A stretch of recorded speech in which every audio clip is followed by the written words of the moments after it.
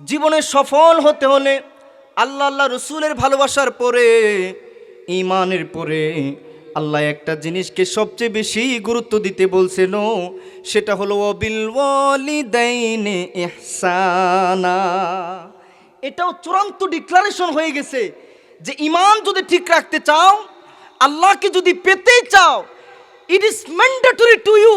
You have to remember the heaven, the paradise is under the feet of your mother. তোমাকে মনে রাখতে হবে, যদি সুখ চাও, all the happiness is under the feet of your father, under the feet of your mother. আল্লাহ আল্লাহ রসুলকে পাইতে হলে আমাদেরকে পরিপূর্ণ ভালোবাসতে হবে, আনুগত্য করতে হবে, খেদমত করতে হবে, সেবা করতে হবে, ইহসান করতে হবে, উপকার করতে হবে, পরিপূর্ণ দিল দিয়ে মহব্বত করতে হবে মা বাবাকে। বলেন বলেন বলেন, কাকে?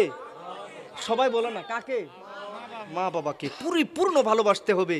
যে মা বাবা এত বড় নিয়ামত, আপনারা কল্পনাও করতে পারবেন না। এই মা বাবার ব্যাপারে আমার নবীজি সাল্লাল্লাহু আলাইহি ওয়াসাল্লাম বলতেন, একদিন প্রিয় নবীজি জিহাদের জন্য রওনা হবেন। নবীজি বারবার কাকে যেন খুঁজে, কে যেন আসবে, কে যেন আসবে। অনেকক্ষণ পরে একজন সাহাবী আসতেছে। আমার নবীজি খুশি হলেন, সাহাবী আসতেছে, উনি তো বলেছিল আমার সাথে জিহাদে যাবে, এই জিহাদে যাবে।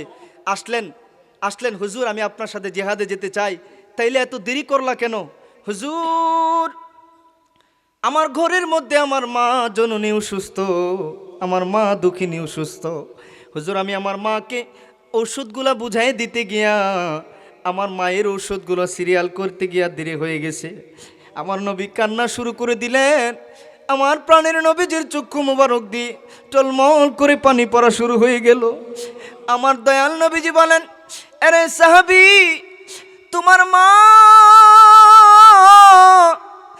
মা দুঃখিনী বুঝি অসুস্থ, যাও যাও তুমি ঘরে চলে যাও, তুমি গিয়ে ঘরে গিয়ে মায়ের সেবা করো। সাহাবী কান্না শুরু করে দিল। হুজুর বলেন কি, এতদিনের স্বপ্ন আপনার সাথে আমি জিহাদে যাব, জিহাদ করব গো নবীজি। শহীদের কোনো হিসাব হয় না, বিনা হিসেবে আল্লাহ জান্নাত দেয়, বিনা হিসেবে পুল সিরাতের পুল পাড়ি দেয়। আমার তো আপনার সাথে জিহাদে যাওয়ার ইচ্ছা। আমার নবীজি বলেন, যাও যাও তুমি ঘরে যাও, তুমি গিয়ে ঘরে মায়ের সেবা করো। আমি নবী ঘোষণা দিলাম, তোমার মা দুঃখিনী, তোমার জননী মা যদি তোমার উপর খুশি থাকেও, তুমি ঘরে বৈশাই কবুল জিহাদের সওয়াব পেয়ে যাবা। শুধু তাই না, একবার যদি তুমি তোমার মা, তোমার 7 রাজার ধন, তোমার আব্বার চেহারার দিকে মায়ার নজরে তাকাও, মায়ার নজরে তাকাও, মা বাপ যদি একটা মুস্কি হাসি দেয়, ও যুবক, তোমার আমার আমল নামায় 100 কবুল হজের সওয়াব লিখে দেই কে? আল্লাহ একটা কবুল হজের সওয়াব দিল। আপনি 100 বার দিনের মধ্যে তাকাইলে 100টা কবুল হজের সওয়াব ওই কে দিয়ে দিবে? আল্লাহর কাছে সওয়াবের কোনো কমতি আছেনি? এজন্য আল্লাহ কোরআনের 21 নম্বর পারায় 31 নম্বর সূরাতুল লুকমানের 14 নম্বর আয়াতে বলেন, ওয়াসাইনাল ইনসানা বিওয়ালিদাইহি হামালাতহু উম্মুহু ওয়াহনান আলা ওয়াহনিন ওয়া ফিসালুহু ফি আমাইন। মানুষ রে, তোমরা বলতেছো মা বাবার এত কেন গুরুত্ব? তুমি নাফরমান ভুলে যাইতে পারো, আল্লাহ ভুলে নাই। আল্লাহ বলতেছেন, তোমার মা তোমারে দুনিয়ার মুখ দেখাইতে গিয়া এত কষ্টের পরে এত কষ্ট করেছে মা। মাঝে মধ্যে আমরা নাড়াচাড়া করলে, আমরা যখন মারি কোলে যাই লাথি মারি, মা দুঃখিনী একটা চিৎকার মারছে, মাবুদ এই বুঝি গো আমি দুনিয়া থেকে বিদায় হয়ে গেলাম। মা স্বামীর থেকে বিদায় নিয়ে নেই, স্বামী গো এই সন্তান জন্ম দিতে গিয়া আমি যদি দুনিয়া থেকে বিদায় হয়ে যায়, আপনি আমারে ক্ষমা করে দিয়েন। এত কষ্ট, একটা মৃত্যুর কষ্ট সহ্য করেও আমরার জনম দুঃখী মা আমরার এই দুনিয়ার মুখ দেখাইলো, কিন্তু এত কষ্টের পরেও আপনার আমার চেহারাটা দেখা মাত্র সব কষ্টে যিনি এক মুহূর্তে ভুলে যায় তিনি কে? মা। সুবহানাল্লাহ বলেন না।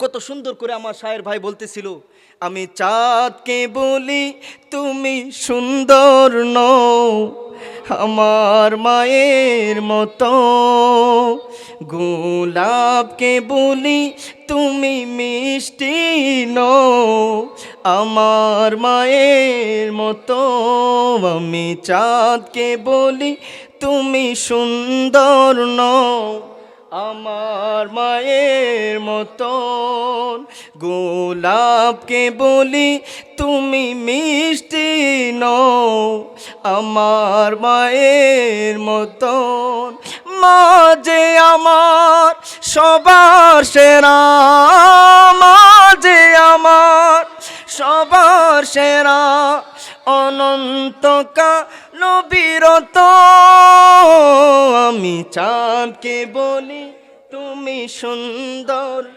মাশাআল্লাহ আমার মায়ের মতন, গোলাপকে বলি তুমি মিষ্টি নও আমার মায়ের, মা যে আমার সবার সেরা, মা যে আমার সবার সেরা, অনন্তকাল বিরত, হীরা নাকি শুনি সবচেয়ে দামি, সারাক্ষণ করে ঝলমল, তাহার চেয়েও অধিক দামি, তাহার চেয়েও অধিক দামি আমার মায়ের আঁচল, মাকে ছেড়ে চাই না, ছেড়ে চাই না আমি, হীরা মানিক কত শত, আমি চাঁদকে বলি তুমি সুন্দর নও আমার মায়ের, গোলাপকে বলি তুমি মিষ্টি নও আমার মায়ের। জোরে কোন আল্লাহু আকবার। কিন্তু আহারে বর্তমান অনেক সন্তান দুনিয়ার লোভ লালসায় পড়ে দুনিয়া বিজ্ঞানের সাথে আল্লাহ পাকের কোরআনের নবীর হাদিসের জ্ঞান না ঢোকার কারণে মা বাবাকে যেই যতটুকু সম্মান দেয়া দরকার, ভালোবাসা দরকার, এতটুকু ভালোবাসে। বাস্তবে আসেন, আব্দুল্লাহ নামের এক সন্তান, মা ছোট্ট থাকতেই ওই আব্দুল্লাহ তার বাবাকে হারিয়েছেন, মা স্বামী হারিয়েছেন। কিন্তু ছোট্ট সন্তান পূর্ণিমার চাঁদের মতো চেহারা, মার কাছে তো প্রতিটা সন্তান আকাশের চাঁদ, ঠিক না? মার কাছে পূর্ণিমার চাঁদ, মার কাছে আকাশের চাঁদ। মা যৌবনকাল কিন্তু আর বিয়ে করে নাই, সন্তানের সুখের দিকে তাকায়া সন্তানটারে বড় আদর যত্নে লালন পালন করেছে। আব্দুল্লাহ স্কুলে পড়ে ফার্স্ট রেজাল্ট করে মা কত খুশি, আহা আমার সন্তান অনেক বড় হোক। মা জায়নামাজে বসে শুধু কান্নাকাটি করে। বার্ষিক পরীক্ষা যখন আসলো, পরীক্ষার ফিসও একটু বেশি আব্দুল্লাহর দিতে দেরি হয়ে গেছে, কারণ মা ঘরের উঠানে সবজি চাষ করে, হ্যাঁ মুরগির ডিম বিক্রি করে, এগুলো করে অল্প টাকা কামাই করে করে সন্তানটারে পড়ালেখা করাইতেছেন। আল্লাহু আকবার। মানুষের বাড়ি ঘরে কাজ করে, কিন্তু তারপরেও সন্তান যেন বড় হয়, সন্তান যেন বড় হয়। তারপরে পরীক্ষার ফিস মার কাছে চাইলো, মা কালকে নাকি পরীক্ষার ফিসের লাস্ট ডেট, আমাকে টাকাটা তো দিতে হবে। মা বলল দাঁড়াও।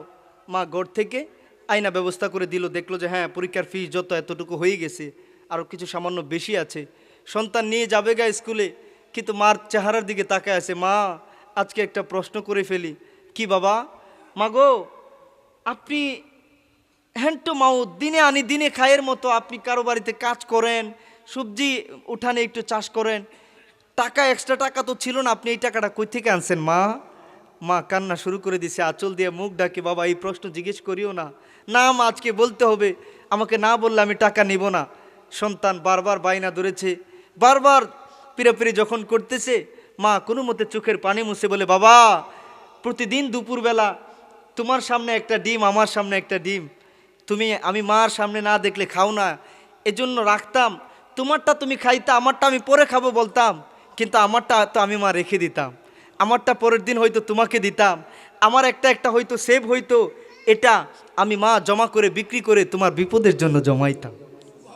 কত আদর করতো মা, মার দোয়ায় মা কান্না করেছে, মার দোয়া বিফলে যায় না, মা যায় নামাজ বিছায়া কাঁদছে, সন্তান অনেক বড় হয়েছে, অনেক বড় সরকারি চাকরি পেয়েছে।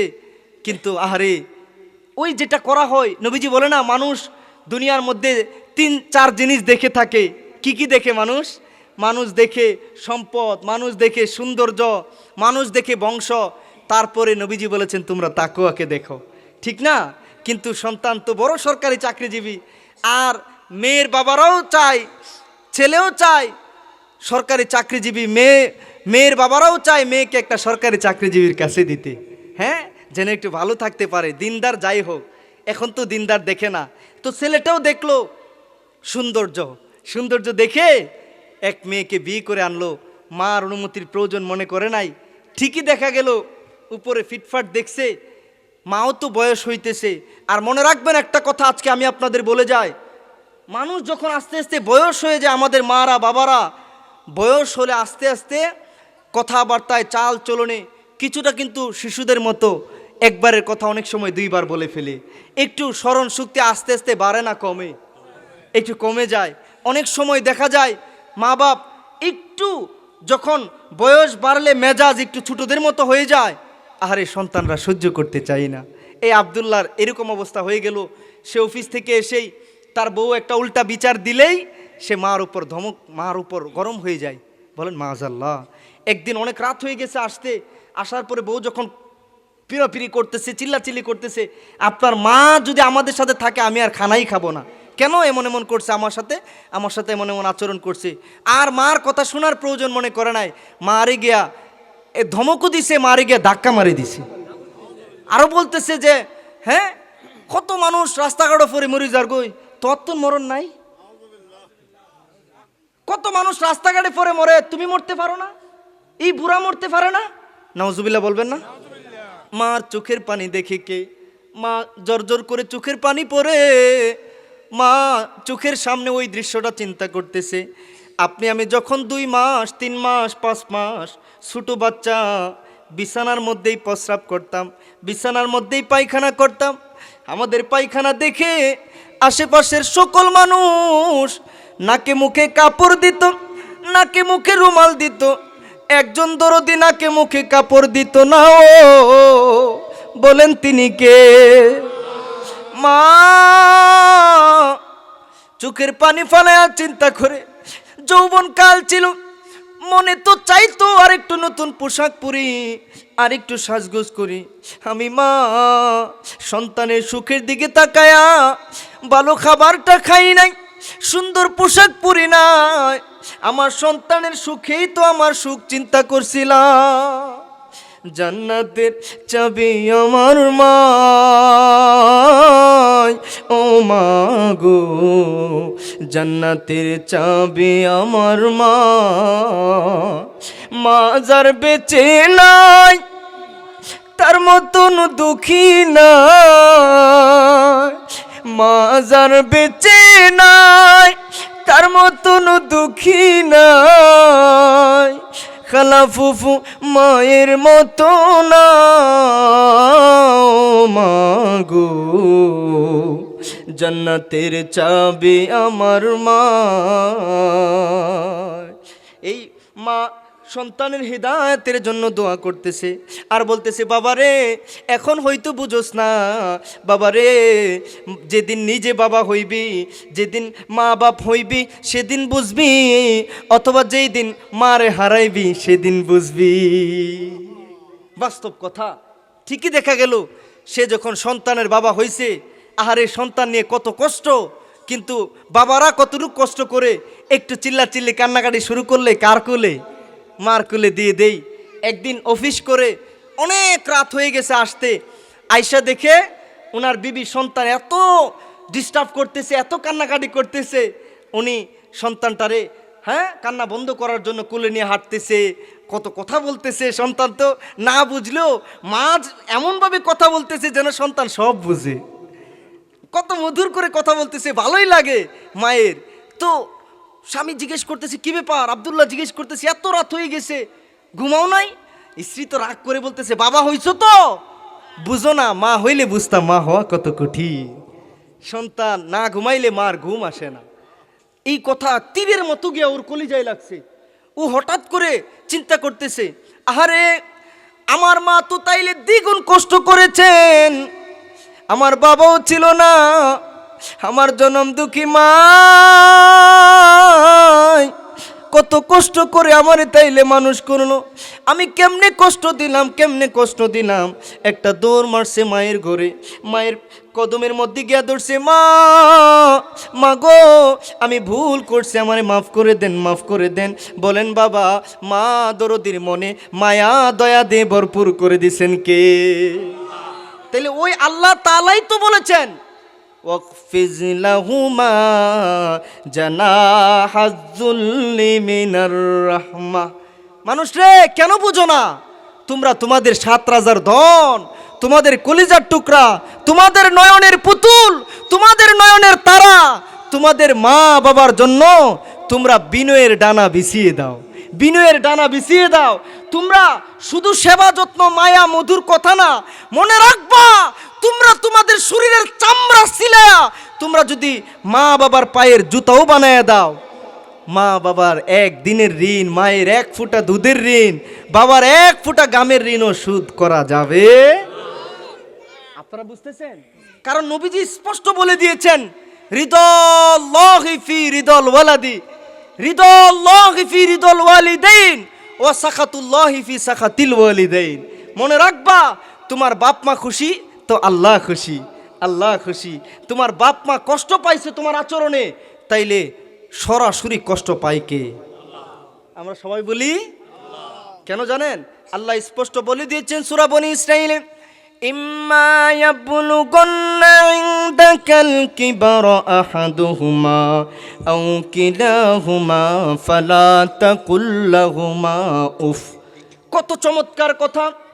বাপ মা এটা সেনসিটিভ জোন। তুমি যত বড় রাজকীয় অফিসার হও, যত বড় পুলিশ অফিসার হও, যত বড় আলেম, যত বড় রত্ন হও, বাপ মার কাছে তুমি খোকা খোকাই। তোমার বাবা যদি, তোমার মা যদি 2 জনের 1 জন বা 2 জন যদি বৃদ্ধ হিসেবে তুমি পাও, এই বুড়া বাপ মা তোমার জন্য মহা নেয়ামত। ঘরের জন্য কি? তুমি তাদের থেকে জিজ্ঞেস করো যারা হারিয়ে ফেলেছে, তাদের থেকে। এই যে মুরব্বীরা বসে হু হু করে কাঁদতেছে, তুমি তাদের থেকে জিজ্ঞেস করো কেন কান্না করেন। জিজ্ঞেস করো যারা মা বাবাকে হারিয়েছেন কেমন নেয়ামত হারিয়ে ফেলেছেন। এজন্য আল্লাহ বলেছেন বাপ মা হারানোর আগে 1 জন বা 2 জনকে যদি বৃদ্ধ হিসেবে পাও, উফ শব্দটাও বলায়ও না।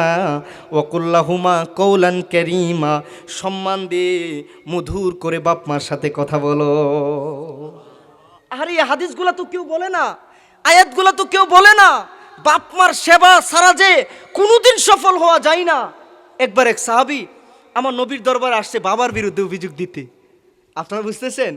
আয়েশা বলতেছে, হুজুর আমি কষ্ট করে কামাই করি, আমার আব্বা এখান থেকে খরচ করে ফেলে, আমার আব্বা যান টাকা কিছু খরচ করে ফেলে, আমি আপনার কাছে এই অভিযোগটা নিয়ে আসলাম। আমার নবীজি সাল্লাল্লাহু আলাইহি সাল্লাম একদম স্তম্ভিত হয়ে অবাক হয়ে বলে, তোমার আব্বা বাসায় আছেন? জি আছেন। কয়েকজন সাহাবীকে পাঠিয়ে দিলেন, যাও ওনার আব্বাকে আমার সামনে নিয়ে আসো, আমি বিচার করব, যাও নিয়ে আসো। সাহাবাই কেরাম গেলেন, হুজুর আপনাকে ডেকেছেন। নবীজি ডেকেছেন কেন? আপনার সন্তান দেখলাম গেল, আপনার সন্তান মনে হয় আপনার বিরুদ্ধে কোনো অভিযোগ দিয়েছে। হাই রে বাবার কান্না দেখে কে?